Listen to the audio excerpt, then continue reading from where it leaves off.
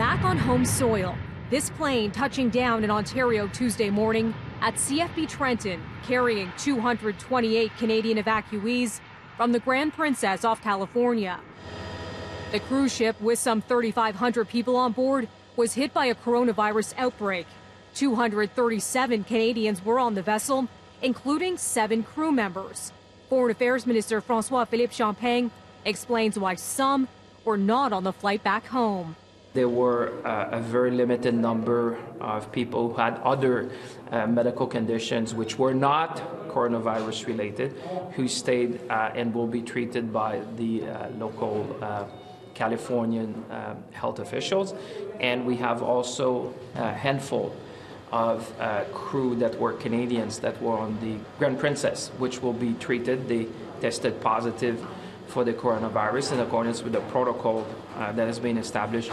They will remain in quarantine on the ship. No exact numbers from Champagne, he says, for privacy reasons.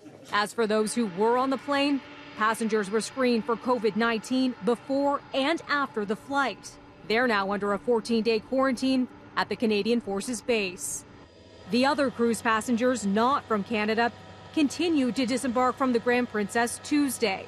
U.S.-based travelers will be transferred to quarantine stations at American military bases for their 2-week stay.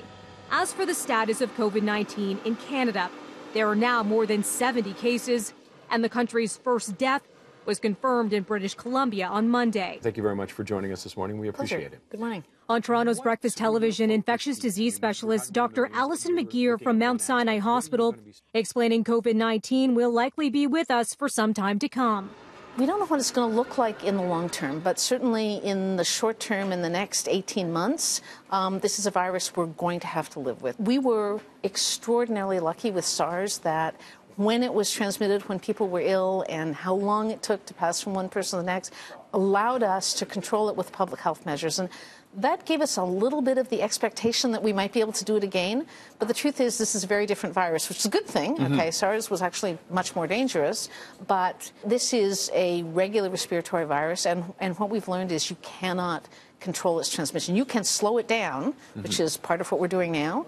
But we're not going to be able to stop it. And something to mention, once again, certainly worth repeating, the Public Health Agency of Canada has assessed the public health risk associated with COVID-19 as low for the general population in Canada. But this could change rapidly. For City News, I'm Melissa Duggan.